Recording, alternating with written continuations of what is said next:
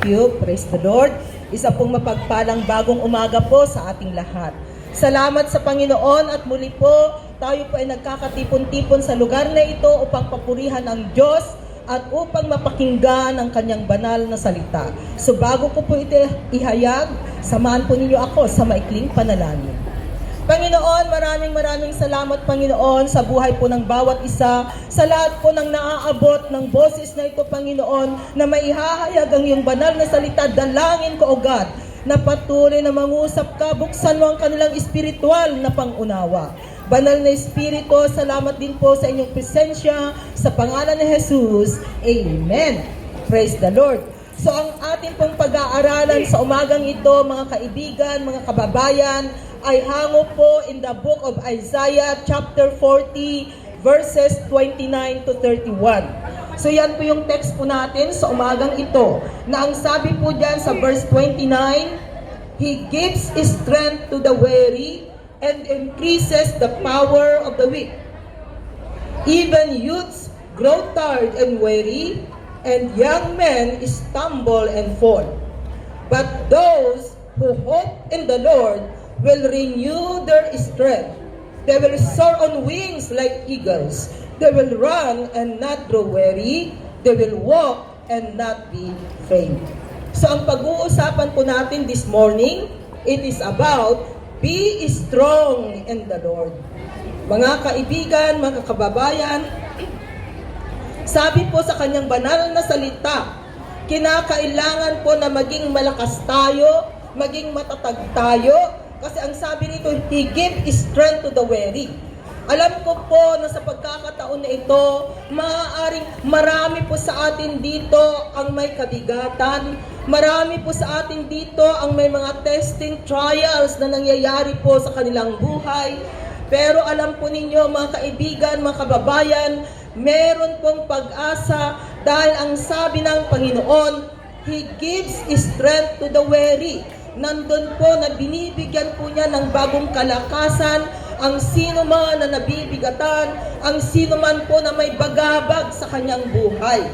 Dahil pag may problema, may testing, talagang mabigat at talagang nakikita mo na ang bigat-bigat ng kalooban, apektado po pati emotion natin, feelings natin, talagang nandyan siya. Pero ang kagandahan po, pag tayo po ay nakikinig sa salita ng Panginoon, ay alam natin na mayroong pag-asa. So He gives strength to the weary and increases the power of the weak. Pinapalakas niya mga kaibigan, mga kababayan, nang hihina ka na ba, kumapit ka sa Panginoon. Dahil nandyan po ang Diyos na handang magbigay sa iyo ng bagong kalakasan. Salamat po sa Panginoon dahil kaninang umaga, nagising po ang bawat isa. Maaaring nagising ka na medyo nanghihina, pero nakita mo pa rin ang kapangyarihan ng Panginoon, nakabangon ka pa rin at nakakakilos. So salamat kay Lord dahil patuloy na binibigyan po niya ng bagong hininga, bagong pag-asa ang bawat isa sa atin.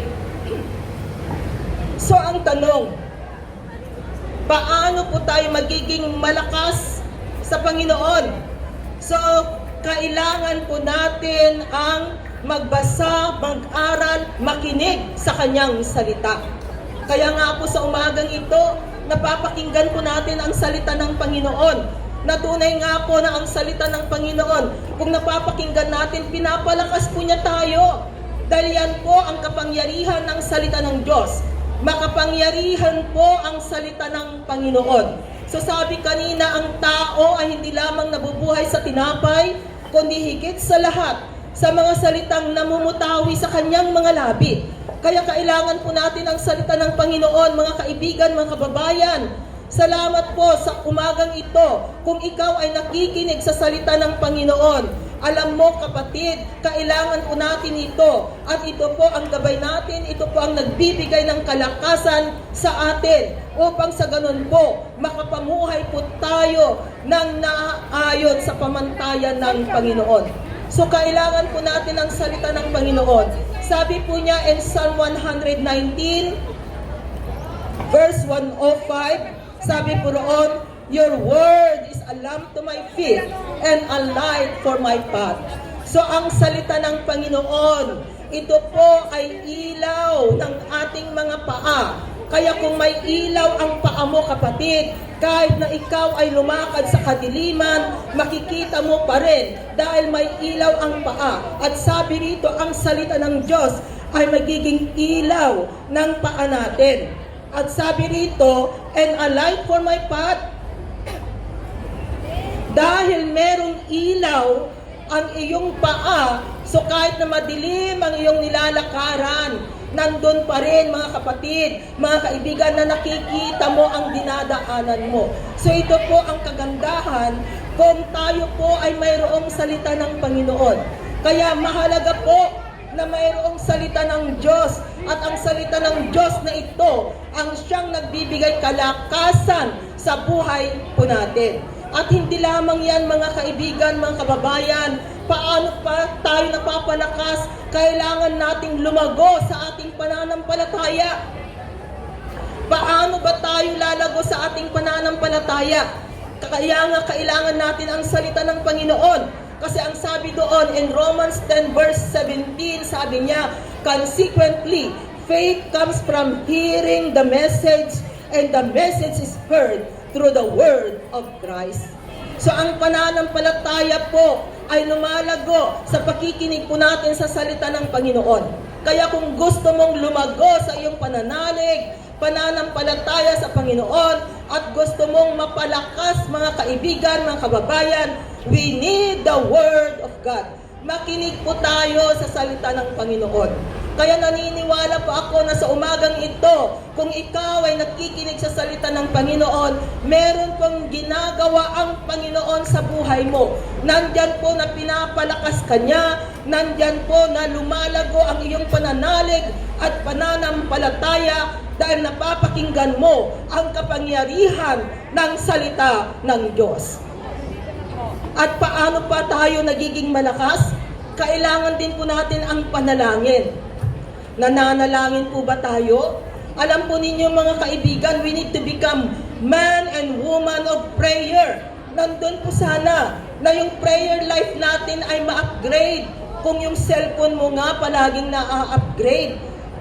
Ganun din po sana yung prayer life natin. Dahil ang panalangin po ay may ginagawang milagro sa buhay natin. Ang panalangin, pinapalakas niya tayo kung tayo ay may mga testing trial sa buhay. Kung tayo po ay nananalangin sa Panginoon, nandyan po ang kasagutan ng Panginoon. Tinutulungan po niya tayo para mapagtagumpayanan, masolve, mabigyan ng tamang desisyon, anuman ang suliranin natin, anuman ang nangyayari sa buhay natin. Kaya kailangan po natin ang panalangin mga kapatid. At ito po ay nagpapalakas, nagiging malakas po tayo. We become strong in the Lord if we are a man and woman of prayer. Kaya kailangan, at hindi lamang yan mga kapatid, kinakailangang sumunod tayo, maging obedience. Hindi lamang po tayo tagapakinig ng salita ng Panginoon, kundi nandun po sana na sa bawat salita ng Diyos na ating napapakinggan, ang ginagawa po natin ay sumusunod. Sumusunod po sa salita ng Panginoon. Dahil kung susundin po natin ang salita ng Panginoon, mga kapatid, alam ko po na may gagawin ang Panginoon. Sabi niya sa kanyang salita, if you obey, blessing will come. Nais po natin ng pagpapahala, di po ba? Alam ko po, lahat po tayo rito, nais natin ang pagpapahala. Sabi ng Panginoon, pagpapalain ko ang buhay mo kung ikaw ay susunod sa akin. Kaya mga kapatid, napakahalaga pong makinig tayo sa salita ng Panginoon at hindi lamang pakikinig yung ating gagawin, kundi isinasagawa natin, nakikita sa buhay natin ang salita ng Panginoon. At alam po natin na kung tayo ay susunod sa Panginoon, kapatid, magkakaroon po tayo ng kalakasan na galing sa Panginoon. Dahil yan po ang pangako ng Panginoon. He gives strength to the weary and increases the power of the weak. Yan po yung binasa natin kanina. At isa pa po na kinakailangang gawin po natin mga kapatid, we need to attend fellowship. we need to attend fellowship. Sabi po roon sa Hebrews 10 verse 25, let us not give up meeting together as some are in the habit of doing, but let us encourage one another, and all the more as you see the day approaching. So, let us not give up meeting together. Kailangan po natin ang gathering na talagang we meet together para purihin ang Diyos, para mapakinggan ang kanyang banal na salita. Remember, sabi po ng Panginoon, ginawa po niya ang lahat-lahat within 6 days. At ang pang-7 araw, nagpahinga ang Diyos. At ganun din po ang ibinigay ng Panginoon sa mga tao. No? Magtrabaho ng 6 na araw at ang pang-7 ay ibigay sa Panginoon. At alam ko po na ito po yung pang-7 araw natin within this week. So nararapat lamang po na bigyan po natin ng pagkakataon, bigyan po natin ng chance ang Diyos sa buhay natin. Kaya alam po ninyo, napakaganda po kung isinasali po natin sa buhay natin ang Panginoon. Dahil wala po tayong magagawa kung walang Kristo na naghahari sa buhay natin. Kailangan po natin ang Diyos, mga kaibigan, mga kababayan. Dahil hindi po natin kayang mabuhay sa mundong ito na nag-iisa ka lamang. Kailangan mo ang Diyos. Yes, may mga kaibigan tayo, pero alam po ninyo, minsan ang tao po, no? Ang tao kahit na alam po natin na best friend natin, kaya nga may kasabihan sa mundo, your best friend, sometimes your best friend become your best enemy. Bakit nga ba? Dahil at the end of the day, ang tangi lamang pong pwedeng pagkatiwalaan ay walang iba kundi ang Diyos na makapangyarihan, ang Diyos na lumalang ng langit at lupa, at ni kailanman ay hinding-hindi kanya iiwanan. Kaya kung siya po ang magiging partner ng buhay natin, siya ang nangunguna sa buhay natin, mga kaibigan, mga kababayan, meron kang aasahan, meron kang kakapitan. Dumating man po ang bagyo sa buhay, dumating man ang testing trial sa buhay natin, alam natin na may Diyos na pwede nating lapitan at pwedeng gumabay sa atin, pwedeng tumulong sa atin. Ituloy po natin yung ating verse kanina. Sabi po doon sa verse 30, and Isaiah chapter 40, verse 30 na po yung aking binabasa. Even youths grow tired and weary, and young men stumble and fall. Maging bata, no, hindi lamang po yung mga senior, yung mga nawawalan na po ng kalakasan, no? Even po mga bata-bata nang hihina po, no? Pero ang pangako ng Panginoon, it is in verse 31. Isaiah 40 verse 31. Sabi ng Panginoon, but those who hope in the Lord will renew their strength. Kaya ang sino man po na umaasa sa Diyos, nandyan po na binibigyan po niya ng bagong kalakasan. Those who hope in the Lord will renew their strength. They will soar on wings like eagles. Sila po ay lilipad na katulad ng agila. They will run and not grow weary. They will walk and not be pained. Bakit po inahalin tulad sa isang agila? Dahil alam po ninyo ang agila, pag malakas ang hangin, gustong-gusto ng agila na suungin ang malakas na hangin. Dahil meron po silang, yung kanilang pakpak ay automatic na naglalak. Inihalin tulad po tayo sa isang agila, mga kaibigan, mga kababayan, na kung dumating man po ang malakas na hangin, ang bagyo, ang testing, ang trial sa buhay natin. Sabi ko nga, meron tayong aasahan dahil may Diyos sa buhay at pwede po niya tayong palakasin para malampasan ang problema, ang testing na nangyayari po sa buhay natin.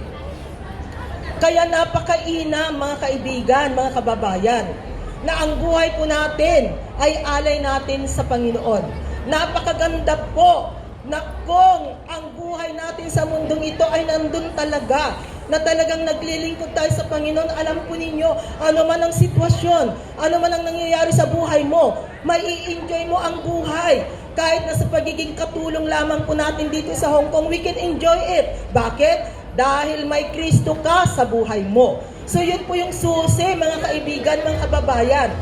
Kaya sa pagkakataon na ito po, alam ko po na ang bawat isa sa atin ay kailangan natin ang Panginoon. Bigyan po natin ng pagkakataon. Dahil ang Diyos po ay patuloy na kumakatok sa pintuan ng puso ng bawat isa. Pagbubuksan ba natin ang Panginoon? Hahayaan ba natin na ang Panginoon ay pumasok sa ating buhay, maging partner po natin, mga kaibigan, mga kababayan. Kaya sa pagkakataon na ito, bibigyan po natin ng pagkakataon ang ating mga kaibigan, kababayan. Kung nangangailangan po kayo ng panalangin,